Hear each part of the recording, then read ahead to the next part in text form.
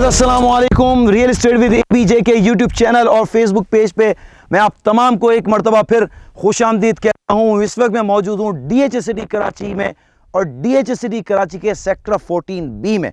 और sector 14B में जैसे कि आपको पता चला है कि अभी रिसेंटली टाउन हाउसेस बनाने की परमिशन दी गई थी और बिल्डर एंड डेवलपर्स ने यहाँ पर अपॉर्चुनिटी और 300 नंबर ऑफ टाउन हाउसेस बनाए जाने की तैयारी है। मेरे पीछे भी आपको यहाँ पर काम नज़र आ रहा है। तो आज के इस एपिसोड में मैंने एक उस सेलिब्रिटी को, उस पर्सनैलिटी को आज अपने इस प्रोग्राम में बुलाया है जिसको आप इस यूट्यूब चैनल देखते रहते हैं। तो मैंने सोचा कि उनसे कुछ सवालत की जाए। आज हम उनसे कुछ पूछेंगे, डीएच सिटी कराची के हवाले से कुछ वो ओवरव्यू पेश करेंगे और डीएच सिटी कराची के हवाले से कुछ डिटेल्स भी बताएंगे और दीगर भी सवाल करेंगे। तो मैं इस एपिसोड में इनको दावत देता हूँ और इनको खुशामदीद कहता हूँ।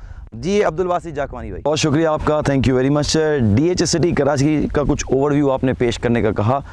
तो डीएच सिटी कराची जो है वो डिफेंस हाउसिंग अथॉरिटी का एक प्रोजेक्ट है जो कि सुपर हाईवे पे लॉन्च किया गया और इसकी लॉन्चिंग जो है सबसे पहले 2009 में की गई। और अमूमन पता है आपको कि जो डीएच है वो अपने स्टाफ को जो आर्म फोर्स हैं, मिलिट्री हैं, नेवी के अफसरान हैं, उनको अलॉट करता है।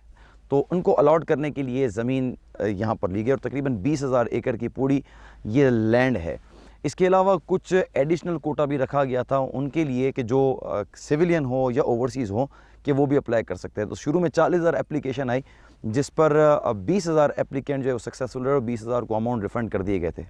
अच्छा, अब ये 20,000 में से जो ओवरसीज़ जिन्होंने अप्लाई किया था उनको तो तमाम को सक्सेसफुल एप्लीकेंट कर दिया था, लेकिन जो यहाँ थे पाकिस्तान में थे उनके लिए बैलेटिंग की गई थी। अच्छा, आगे आगे वक्त चलता गया। 2009 से लेकर 2011 तक कोई भी ऐसी ट्रांजेक्शन नहीं हुई, लेकिन फिर ट्रांसफ़र इसके शुरू हुए 2011 में और फिर आगे जाके अगले साल फिर इन्होंने मास्टर प्लान पूरा डीएच ने बनाया और उसमें बता दिया कि कौन सा सेक्टर कहाँ है और कितने टोटल सेक्टर हैं डीएच सिटी कराची में। सेक्टर 1 को स्पेसिफिकली फार्म हाउस के लिए रख दिया और डीएच खुद उसको बना के दे रहा है। लेकिन आगे अगर जाएं तो सेक्टर 2, 3, 4, 5, 6, 7, 16 तक जितने भी सेक्टर हैं वो रेजिडेंशियल कमर्शियल प्लॉट्स के लिए वो दिए गए। उसमें कई लोगों के सिविलियन के भी प्लॉट थे, आर्मी अफसरान के भी प्लॉट थे। अब नई जब बाइंग कोई करना चाहता था तो या तो उन 20,000 सक्सेसफुल लोगों से लेता था या तो आर्मी अफसरान से लेता था, लेकिन डीएच से डायरेक्ट नहीं ले सकता था क्योंकि डीएच तमाम अपनी ज़मीन अलॉट कर चुका था। डीएच ने फिर भी कुछ अपने पास ज़मीन रखी जो कि आज सेक्टर 14 में आप देख रहे हैं कि जो टाउन हाउसेस वगैरह दिए हैं। आगे चलते हैं, थोड़ा सा मज़ीद समराइज़ करें तो डीएच सिटी ने अपने साथ जॉइंट वेंचर किया कुछ बिल्डर्स वगैरह के साथ और वो जॉइंट वेंचर में फ़ायदा ये हुआ कि फिर आगे जाके ARY लगुना आया और उसने मार्केटिंग भी की, जिसमें अपनी मार्केटिंग के साथ साथ डीएच का नाम भी जुड़ा। वो जॉइंट वेंचर उसके साथ हुआ और उससे काफ़ी मार्केट में इंप्रूवमेंट आया। फिर डीएच सिटी की डेवलपमेंट के ऊपर काफ़ी सवाली निशान था। आहिस्ते आहिस्ते डीएच ने इसके ऊपर काफ़ी काम भी किया और लोगों का इंटरेस्ट डेवलप हुआ जिसमें ओवरसीज़ की बड़ी तादाद थी। इससे अगर थोड़ा सा पीछे चले जाएँ तो 2016 में बड़ी ज़बरदस्त मार्केट थी और बहुत ज़्यादा रेट बढ़ गए थे। उसकी वजह ये कि मार्केट में इतनी ट्रांजिशन का जो है ना वो प्रेशर नहीं था। उसके बाद आपको पता है कि FBR के बहुत सारे मामला हुए और दीगर इशू भी हुए, गवर्नमेंट चेंज हुई तो टैक्सेस नए लगाए गए। फिर और आगे निकले तो कोविड का भी मसला हुआ तो मार्केट काफ़ी पैनिक में आई। फिर चूँकि बहरिया टाउन 2014 में लॉन्च हुआ तो फिर प्रॉब्लम यह है कि बहरिया टाउन ने जो काम करके दिखाया वो DHA की डेवलपमेंट नहीं हुई। आहिस्ता आहिस्ता आगे बढ़े, DHA ने काम किया, जॉइंट वेंचर बिल्डर के साथ किया और फिर आगे जाके सेक्टर 14 में जो है वो टाउन हाउसेस दे दिए गए और ये बताया गया, बिल्डर को कहे गए कि आप ये इसको बनाएं, लें और इसको बनाएं और कस्टमर को दे 1.5 साल की पेमेंट प्लान पे भी और 3 साल की पेमेंट प्लान पे भी। ठीक है, ये तो आपने कुछ ओवरव्यू पेश किया डीएच सिटी के हवाले से। मैं ये चाहूँगा कि सेक्टर 14 के हवाले से भी हमारे व्यूअर्स को बताया जाए कि सेक्टर 14 में अभी जो अपॉर्चुनिटी दी है बिल्डर्स एंड डेवलपर्स के लिए, तो क्या इन्वेस्टर को या यहाँ रहने आने वाले को यहाँ पर टाउन हाउसेस बुक करवाने चाहिए? क्योंकि अभी जो प्राइस है आगे जाके डेफिनेटली उसमें इंक्रीज़ भी आएगा। तो आपको क्या लगता है इस एप्रिसिएशन को देखते हुए आपको यहाँ पर बुक करवाना चाहिए? आप क्या समझते हैं? इसके हवाले से भी ज़रूर बताइएगा ताकि व्यूअर्स को इस हवाले से भी कुछ डिटेल जो है वो हम बता सकें। जी हाँ, सेक्टर 14 के हवाले से मैं ज़रूर आपको बताऊँ क्योंकि बिल्डर्स एंड डेवलपर्स के लिए इन्होंने ये डील निकाली और 300 इनिशियल स्टेज पे 300 number of plots sector 14B में जहाँ आप और मैं खड़े हुए हैं यहाँ पर प्लॉट्स अलॉट किए गए और डिफरेंट बिल्डर ने यहाँ पर अपना इंटरेस्ट शो किया और यहाँ पर डिफरेंट बिल्डर ने प्लॉट्स लिए। अच्छा, अब ये 5-5 के पैकेज बना के दिए बिल्डर को कि आपको कम से कम 5 प्लॉट लेने हैं।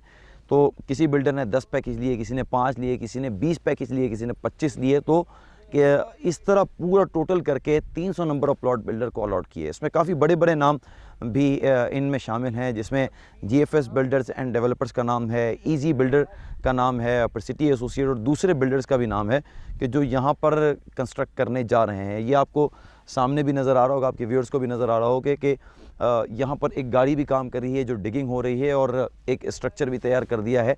और ये फरवरी के मिड में आप और हम वीडियो यहाँ पर बना रहे हैं। तो अच्छा इनिशिएटिव लिया, आहिस्ता आहिस्ता यहाँ काम होगा। 1.5 साल के पेमेंट प्लान पे भी बिल्डर बना रहे हैं और 3 साल की पेमेंट प्लान पे बना रहे हैं।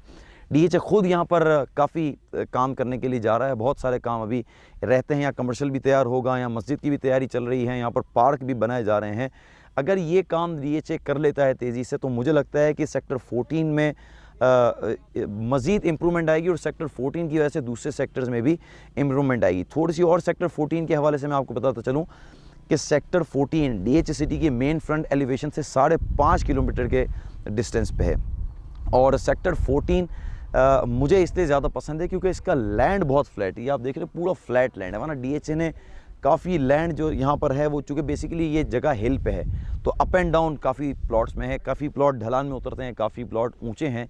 तो इसका लैंड जो है वो बड़ा फ्लैट है, जहाँ आपको बनाने के लिए मतलब एक अच्छा व्यू भी पूरा पेश करता है। अगर आप यहाँ से राउंड अबाउट से आते हैं, जैसे आपने आया देखा तो सेक्टर 14 पूरा आपको दिख रहा था। तो 14 भी मुझे बड़ा पसंद है वैसे भी। और आपको याद होगा कि सेक्टर 14 भी जब अनाउंस किया गया था, जब बिल्डर डेवलपर को प्लॉट्स अनाउंस दिए गए थे तो उस वक्त 36 और 37 लाख रुपीज़ का ओन प्राइस चला था, यानी फुल पेड आपको प्लॉट 40 लाख रुपए का मिल जाता था। लेकिन उसके बाद और आज तक यानी 2 मिनट के डिफरेंस से तकरीबन फुल पेड अप प्लॉट आपको 60 से 62 लाख रुपीज़ का मिलता है। 20 लाख रुपए की इंप्रूवमेंट आ गई। और अगर बिल्डर ने जो रेट दिए थे उस अगर कंपैरिजन करें तो अभी भी डील बड़ी अच्छी है। अच्छा, ये स्पेशली मुझे लगता है कि ओवरसीज़ के लिए बड़ी अच्छी डील है, क्योंकि ओवरसीज़ के लिए इंस्टॉलमेंट पे करना इतना मुश्किल नहीं होता, क्योंकि रुपी के कंपैरेटिवली जो दूसरी करेंसी है वो ज़्यादा भी है। तो वो यहाँ पर अपॉर्चुनिटी को अवेल कर सकते हैं। मेरे ख्याल में अपॉर्चुनिटी को अवेल करना चाहिए और यहाँ पर विला बुक करवा के, यानी अगर तो वो आते रहते हैं, यहाँ मूव करते हैं, थोड़े टाइम के लिए आते हैं, तो DHA सिटी एक तो कंफर्टेबल अच्छी जगह भी है, यहाँ पर आके वो रह भी सकते हैं, अपना टाइम भी लगा सकते हैं और मेरे ख्याल में अच्छी अपॉर्चुनिटी जो है वो आगे भी इनको मिल सकती है।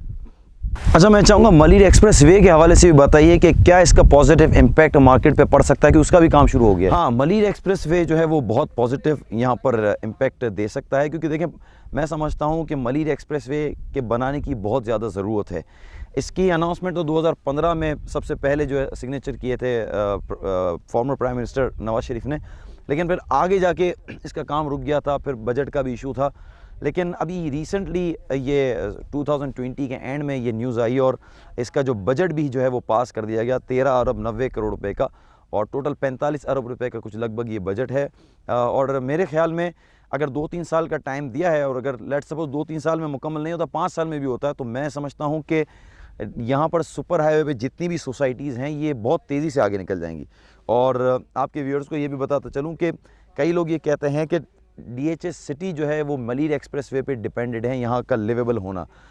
अच्छा इनिशिएटिव DHA की मैनेजमेंट ने उन्होंने लिया है कि अभी ये काम कर रहे हैं, तो 3 साल के बाद आपको DHA सिटी मुझे लगता है बहुत ज़्यादा अच्छे लेवल पे नज़र आएगा, और जहाँ शायद जो आपको आज रेट नज़र आ रहा है उससे कई ज़्यादा बेहतर रेट 2 या 3 साल के बाद मुझे नज़र आता है। मैं ज़बरदस्ती आपके ऊपर यानी आपको वो नहीं बता रहा, एक तरह से आपको ख्वाब दिखा रहा, ऐसा नहीं है, लेकिन जो नज़र आ रहा है यहाँ से व्यू नज़र आ रहा है, जो मेरी फोरकास्ट है और मेरी एक्सपर्टीज़ है, मुझे लगता है कि आज से 2 या 3 साल के बाद DHA सिटी कराची जो है वो बहुत अच्छे लेवल पे खड़ा होगा। बहुत शुक्रिया अब्दुल बासित भाई, बहुत शुक्रिया इनफैक्ट जाकवानी साहब। तो ये थे हमारे साथ अब्दुल बासित जाकवानी, फेमस यूट्यूबर और प्रॉपर्टी कंसल्टेंट और रियलिटर। तो बहुत शुक्रिया इनका टाइम देने का, आप तक इन्होंने इन्फॉर्मेशन पहुंचाई। सो होपफुली ये इन्फॉर्मेशन आपके लिए बड़ी प्रोडक्ट होगी। तो मिलते हैं इंशाल्लाह नेक्स्ट वीडियो में कुछ नई इन्फॉर्मेशन के साथ।